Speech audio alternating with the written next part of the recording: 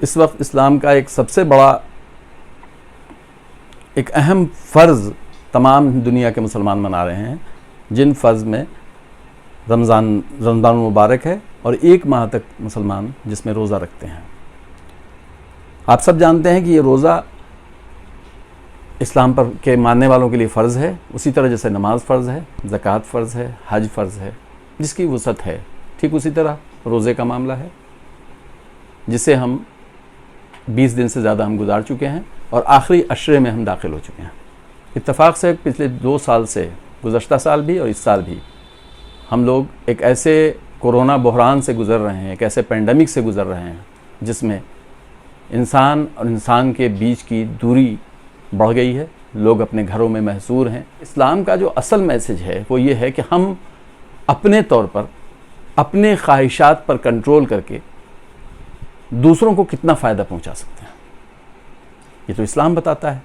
اور رمضان میں، اس ماہ میں جس میں ہم روزے سے رہتے ہیں، 30 دن تک کا روزہ رکھتے ہیں، اس میں ہم پر یہ فرض اور زیادہ عائد ہوتا ہے کہ ہم یہ دیکھیں کہ ہم نے اپنے ان 30 دنوں کے روزے میں اپنے آپ پر کس حد تک کنٹرول کیا، اپنے خواہشات کو کتنا کنٹرول کیا، خواہشات کو کتنا کم کیا، اور ان خواہشات کو کم کر کے اپنے آس پاس کے لوگوں کو کتنا فائدہ پہنچایا، ہم سے کتنا فائدہ لوگوں کو ہوا۔ یہ بہت بڑا سوال ہے۔ آج ایک بہت بڑا چیلنج ہمارے سامنے کورونا بحران کی شکل میں ہے، اور اس میں تقاضا کرتا ہے یہ بک کہ ہم اور زیادہ اپنے اس فرض کی ادائیگی کو آگے بڑھائیں، فرض کو ادا کریں اور زیادہ سے زیادہ لوگوں کا فائدہ پہنچائیں۔ ہم نے اجتماعیت سے اپنے آپ کو دور کر لیا۔ اسلام، مقصد ہی اسلام کا یہ ہے کہ ہم جو بھی فیصلے کریں معاشرے کے لیے، لوگوں کے لیے، اپنے لیے، وہ اجتماعی فیصلہ ہو، اور اس اجتماعی فیصلے کے ساتھ ساتھ تمام لوگوں کو، معاشرے میں جو لوگ موجود ہیں ان تمام لوگوں کو ایک ساتھ لے کر چلیں۔ آپ جانتے ہیں کہ رمضان کے مہینے میں جب عید کی نماز سے قبل ہم لوگ فطرے کی تقسیم کرتے ہیں، تو فطرہ بھی دراصل وہی ہے کہ ہمارے معاشرے میں جو لوگ غریب ہیں، جو لوگ اتنی وسعت نہیں رکھتے کہ وہ عید کی خوشیاں سمیٹ سکیں، اپنے جسم پر کپڑے پہن سکیں، اچھا کھانا کھا سکیں اس روز، تو ہم پر یہ فرض کر دیا گیا کہ ہمارے گھر میں جتنے بھی افراد ہیں ان کی گنتی کریں، اور ان کے لیے ایک ایک شخص کے لیے 3.5 کلو گیہوں، چنا، باجرہ، جو جنس ہمارے ہاں اویلیبل ہے، جو لوگ زیادہ تر ہم لوگ گیہوں کا استعمال کرتے ہیں، تو گیہوں کی جو قیمت ہے 1 کلو کی، اس کا 3.5 کلو، 2.5 کلو سے لے کے 3.5 کلو تک کا گیہوں پر ہیڈ ہم جمع کرتے ہیں، اور اس کو اس غریب کے حوالے کرتے ہیں جن کے گھر میں پریشانیاں ہیں۔ یہ تو فطرے کا ایک نظام ہے۔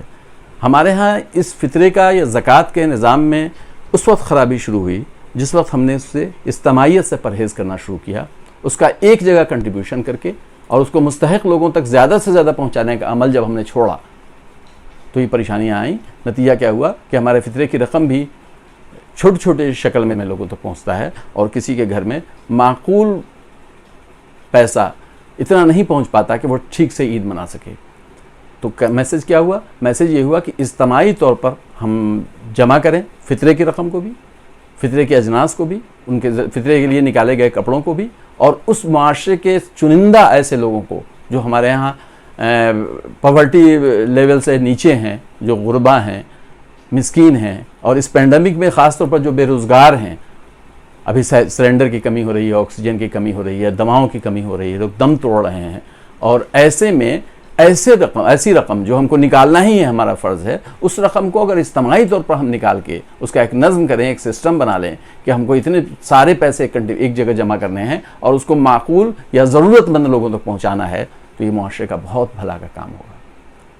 ہر فرد کا بھی یہ فرض ہے کہ وہ ابھی اس پر غور کرنا شروع کر دے کہ ہمارے ہاں کی جو رقم یہ نکلتی ہے، جتنے پیسے ہم نکالتے ہیں، اس پیسے کو نکال کے جو چھوٹی شکل میں جو لوگوں تک پہنچا دیتے ہیں، اس سے بہتر ہے کہ اس کو اجتماعی طور پر ایک جگہ جمع کر کے وہاں تک ان تک پہنچائیں جو سچ مچ اس کے حقدار ہیں یا جو ضرورت مند ہیں۔ پینڈیمک میں خاص طور پر کسی بھی بحران میں اسلام کا سب سے صاف اور کھلا ہوا میسج یہی ہے کہ جب بھی کسی کو پریشان دیکھو تو اس کی مدد کے لیے آگے بڑھو، اور اس مدد کے کرنے کے لیے اسلام نے مختلف صورتوں کے ذریعے، قرآن کی اور مختلف احادیث میں خود ہمارے رسول مقبول صلی اللہ علیہ وسلم نے جگہ جگہ نہ صرف فرمان دی، اپنی باتیں کہی ہیں، لوگوں کو تلقین کی ہے اس سمت آگے بڑھنے کے لیے، بلکہ انہوں نے خود کر کے دکھایا ہے کہ معاشرے کے لیے ایک انسان کا کیا فرض ہوتا ہے۔ ہم اپنے معاشرے میں ان کمزور لوگوں کا خیال رکھیں جو کسی بھی صورت، کسی بھی حالت میں ہمارے ساتھ کھڑے ہونے کی پوزیشن میں نہیں ہیں،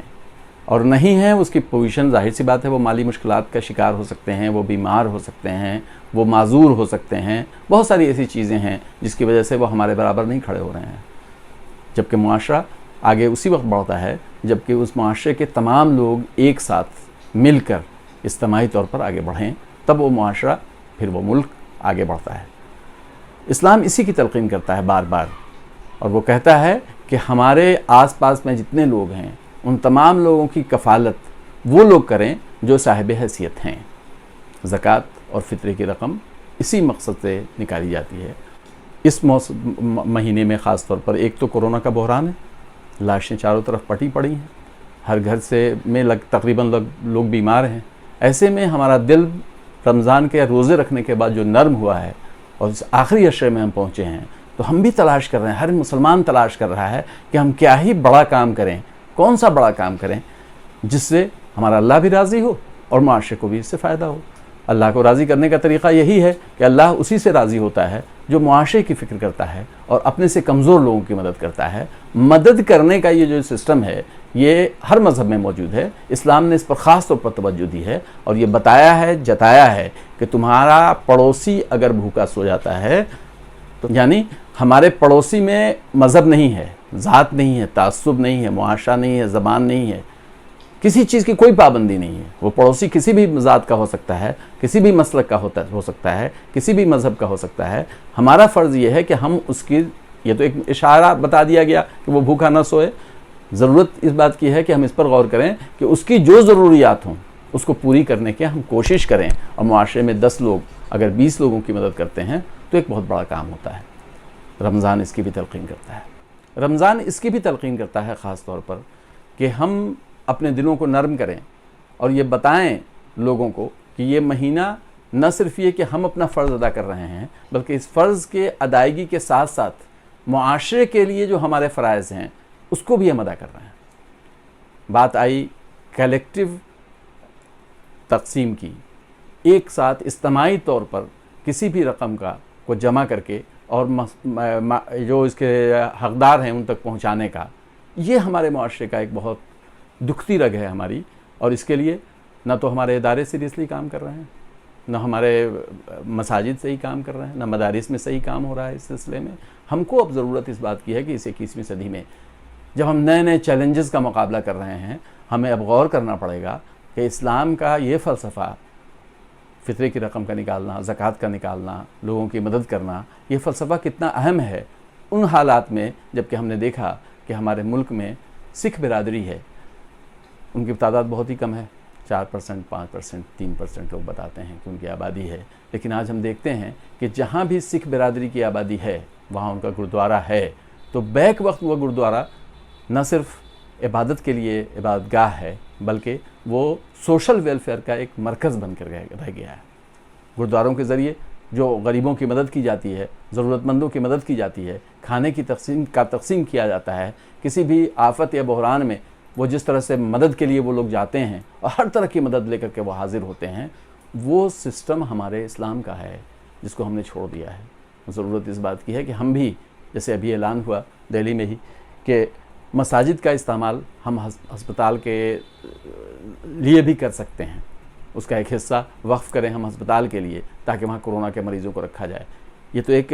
ہنگامی حالات میں یہ فیصلہ لیا گیا، اس کا فیصلہ بہت پہلے لیا جانا چاہیے تھا، اور مساجد کا جو معقول استعمال ہے وہ یہی ہے کہ نہ صرف وہاں عبادت کیا جائے بلکہ اسی زمین کے آس پاس میں اس مسجد کے ایک حصے کو ہم وقف کریں عوامی فلاح و بہبود کے لیے بھی، وہاں گفتگو ہو، بات کریں کہ اس مسجد کے آس پاس میں جو لوگ ہیں،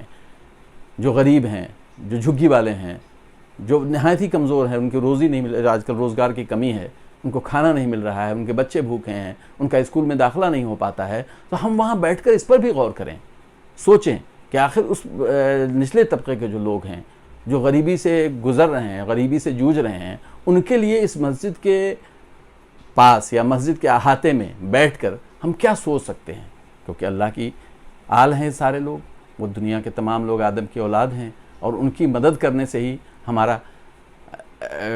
ایک خاص مقصد جو ہے اسلام کا وہ حل ہوتا ہے کہ انسانیت کے لیے یہ مذہب ہے، انسانیت کو آگے بڑھانے کے لیے مذہب ہے، جدید مذہب ہے، اور اس میں کہیں بھی دہشت کا، خوف کا، ڈر کا، کسی کو نقصان پہنچانے کا دور دور تو کہیں کوئی حصہ نہیں ہے اسلام کا، نہ اسلام ایسا کوئی پیغام دیتا ہے۔ تو اس پیغام کو صرف زبانی بیانیہ سے یا بات کرنے سے بات ختم نہیں ہوگی، بلکہ اس کا عملی ثبوت ہم کو اس طرح پیش کرنا ہوگا کہ ہم کو اس معاشرے کے، خاص طور پر ہندوستان میں، کیا اس معاشرے میں سینکڑوں مسلک کے لوگ ہیں، کئی مذاہب کے لوگ ہیں، سب لوگ مل کے ایک ساتھ رہتے ہیں، اب ان میں جو لوگ بھی حقدار ہیں یا ضرورت مند ہیں، ان کی مدد کے لیے اگر مذہبی طور پر ہمارا اسلام اور اسلام کے لوگ آگے بڑھتے ہیں تو یقیناً ایک اچھا خاصا میسج جاتا ہے لوگوں کے بیچ، اور لوگ سمجھتے ہیں جو اسلام کے خلاف جو پرچار کیا جا رہا ہے، اسلام کے خلاف جو باتیں کی جاتی ہیں، بہت ساری کتابیں لکھی جاتی ہیں، لٹریچر لکھے جاتے ہیں، ہمارے رسول کے خلاف باتیں ہوتی ہیں، ان سب کو کے خاتمے کا یہی ایک طریقہ ہے کہ ہم اپنے اسلام کی ان خوبیوں کو، اسلام کے احکامات کو، اسلام کے قوانین کو، اسلام کے جو خاص جو ان کا میسج ہے، اس میسج کو عام لوگوں تک پہنچائیں اور عملی صورت میں پہنچائیں، تاکہ لوگ یہ جانیں کہ اسلام وہ نہیں ہے جو بتایا جا رہا ہے سازش کے تحت، بلکہ اسلام وہ ہے جو اس معاشرے کو جنت نظیر بنانا چاہتا ہے، ملک کو آگے بڑھانا چاہتا ہے، ملک کے ہر فرد سے اسلام کا تعلق ہے۔ اور یہ رمضان ہم کو خاص طور پر اس کی دعوت دیتا ہے کہ ہم اپنے دلوں کو نرم کر کے روزے کے وہ تمام اثرات اپنے اوپر طاری کریں، اور اللہ کے جتنے بھی احکام ہیں اس پر عمل کرنے کے ساتھ ساتھ اجتماعی طور پر معاشرے میں کے سب سے کمزور طبقے تک اپنی بات پہنچائیں، اور ان تک وہ مدد پہنچائیں جس کے لیے وہ ضروری ہے۔ شکریہ۔